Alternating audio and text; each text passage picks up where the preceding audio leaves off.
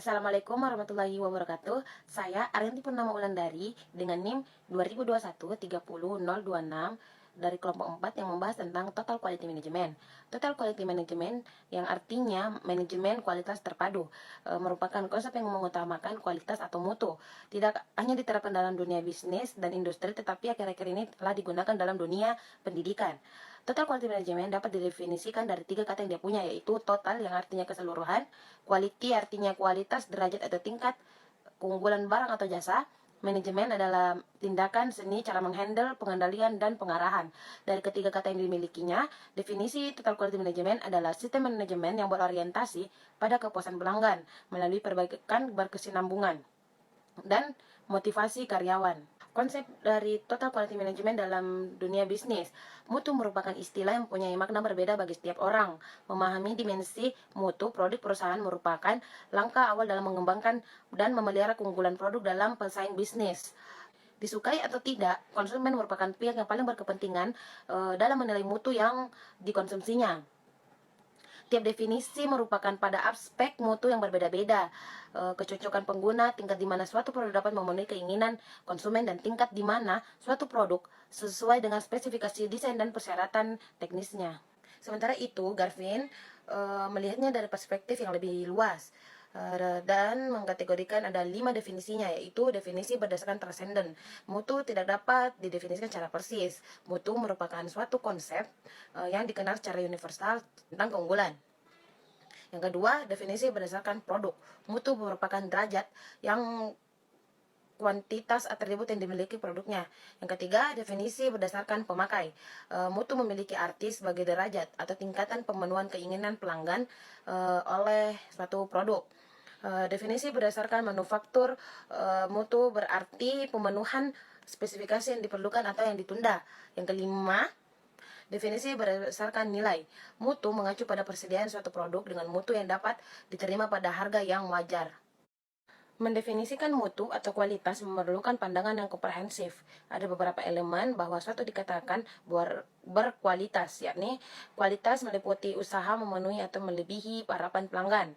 Yang kedua, kualitas mencakup produk, jasa, manusia, proses, dan lingkungan. Yang ketiga, kualitas merupakan kondisi yang selalu berubah. Apa yang dianggap berkualitas saat ini mungkin dianggap kurang berkualitas pada saat yang lain. Yang keempat, itu kualitas merupakan suatu kondisi dinamis yang berhubungan dengan produk, jasa, manusia, proses, dan lingkungan yang memenuhi atau melebihi harapan. Adapun unsur dari Total Quality Management, ada 3 unsur. Yang pertama itu kepuasan konsumen. Kepuasan konsumen ini meliputi 5, yaitu conformance to specification. Conformance to specification yaitu kesesuaian kualitas produk dengan ketentuan sifat-sifat barang yang dihasilkan, yaitu keawetan, kegunaan, kekuatan, dan sebagainya. Yang kedua itu value, persepsi konsumen terhadap manfaat dan pengorbanan untuk memperoleh barang. Yang ketiga, fitness for use, kemampuan memenuhi fungsinya. Yang keempat, support, dukungan perusahaan dalam hal pemberian garansi, spare part, dan service. Yang kelima itu psychological impressions, image terhadap barang, pengaruh terhadap lingkungan, dan aesthetics. Unsur selanjutnya yaitu keterlibatan karyawan yang meliputi cultural change, budaya organisasi, internal dan eksternal customer. Yang kedua itu individual development, diwujudkan dalam kinerja atau produktivitas karyawan. Insentif sebagai motivasi bagi karyawan berupa bonus atau hadiah. Yang terakhir itu teamwork, kesamaan kepentingan, tujuan, cara kerja, dan tanggung jawab. Unsur yang terakhir yaitu perbaikan terus-menerus, merupakan sebuah siklus yang tidak pernah putus, yaitu plan adalah perencanaan yang tepat untuk mempertimbangkan cost dan benefit. Yang kedua itu do, implementasi, pelaksanaan rencana, dan monitoring. Yang ketiga itu check, analisis berdasarkan pelaksanaan dan evaluasi.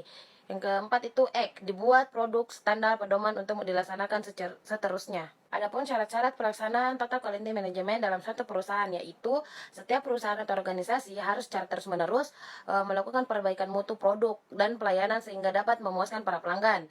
Yang kedua itu memberikan kepuasan kepada pemilik, pemasok, karyawan, dan para pemegang saham. Yang ketiga, memiliki wawasan jauh ke depan, dalam mencari laba dan memberikan kepuasan. Yang keempat itu fokus utama ditunjukkan pada proses baru menyusul hasil. Yang kelima, menciptakan kondisi di mana para karyawan aktif berpartisipasi dalam menciptakan keunggulan mutu. Yang keenam itu ciptakan kepemimpinan yang berorientasi pada bawahan dan aktif memotivasi karyawan bukan dengan cara otoriter sehingga diperoleh suasana kondusif bagi lahirnya ide-ide baru. Yang ketujuh, rela memberikan ganjaran, pengakuan bagi yang susah dan mudah memberikan maaf bagi yang belum berhasil atau berbuat salah.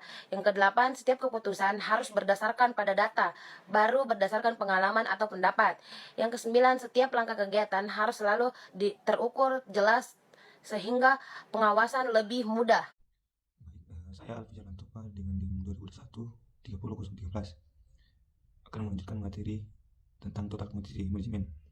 Nah, di sini ada beberapa prinsip-prinsip total quantity management menurut beberapa ahli, yaitu Bill Krash pada tahun 1995 mengatakan bahwa program total quantity management harus mempunyai 4 prinsip bila ingin sukses dalam penerapannya.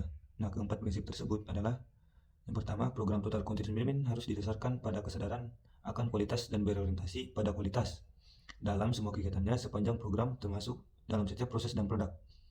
Kemudian, program total quantity management harus mempunyai sifat kemanusiaan yang kuat dalam memperlakukan karyawan, mengikuti sertakannya, dan memberinya inspirasi.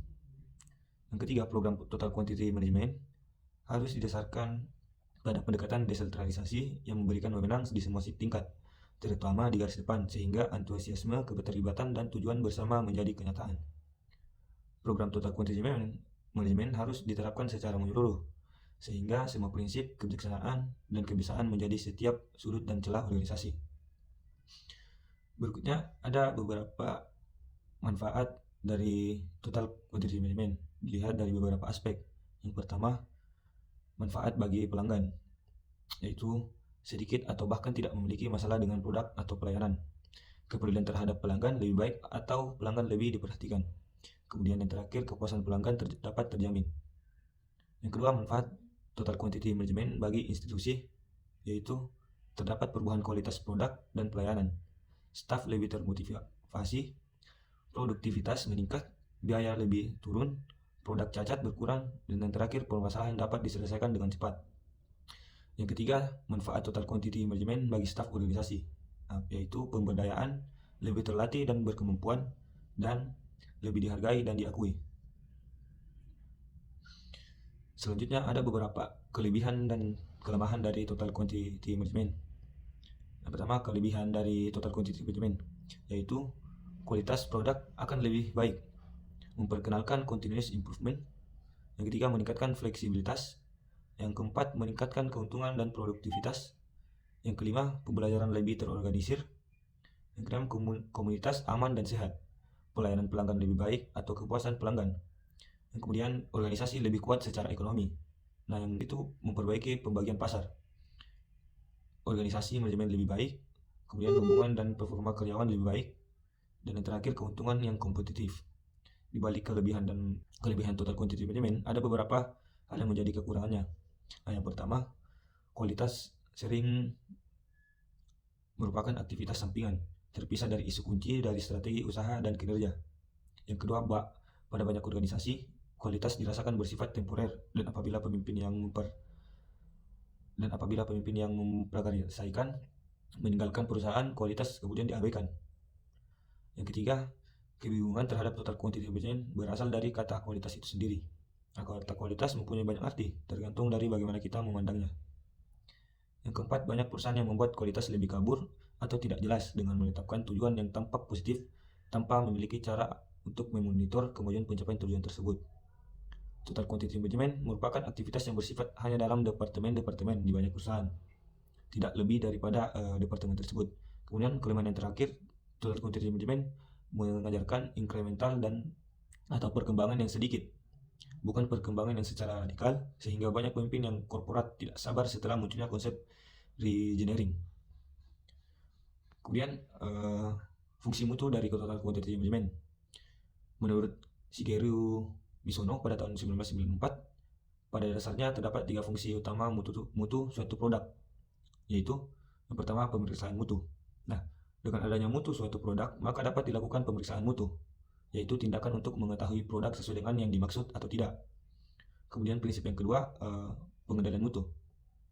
Bila suatu produk telah melalui tahap pemeriksaan mutu, ternyata diketahui bahwa produk tersebut tidak sesuai dengan persyaratan, maka dilakukan tindakan pengendalian terhadap kondisi tadi dengan membawa produk tersebut ke dalam kondisi sesuai dengan yang dimaksud. Prinsip yang ketiga atau fungsi yang ketiga, pemastian mutu. Di sini mutu tidak dijamin melalui pemeriksaan saja. Mutu memerlukan desain yang rasional, pelaksanaan operasi, dan prosedur pengendalian mutu yang benar. Mutu dapat dipastikan sedemikian rupa sehingga konsumen yang membeli bebas dari rasa cemas dalam jangka panjang tanpa kesulitan. Mutu produk secara langsung dipenuhi oleh 9 faktor dasar yang dikenal dengan istilah 9M. Yang terdiri atas yaitu pasar atau dengan kata lain market. Yang kedua uang. Yang ketiga manajemen. Kemudian M yang keempat yaitu manusia. Yang kelima motivasi. Kemudian yang keenam bahan atau material. Yang ketujuh mesin dan mekanisasi. Kemudian yang kedelapan metode informasi mutakhir. Dan M yang terakhir yaitu persyaratan proses produksi, dengan kata lain mounting product requirements. Elemen kunci total quantity management. Total quantity management adalah manifestasi dari budaya, perilaku, organisasi sebuah perusahaan dalam melayani pelanggan berupa produk dan jasa sehingga dapat memenuhi kebutuhan mereka.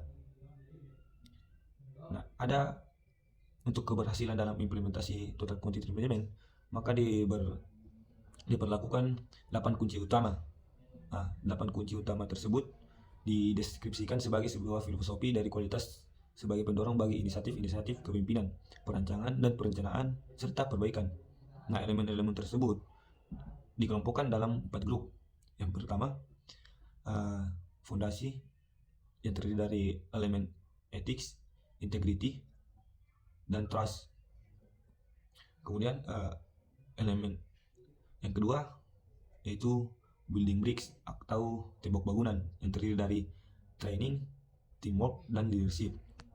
Nah, elemen yang ketiga yaitu binding mortar atau biasa disebut dengan semen peringkatnya, yang dimana isinya terdiri dari komunikasi.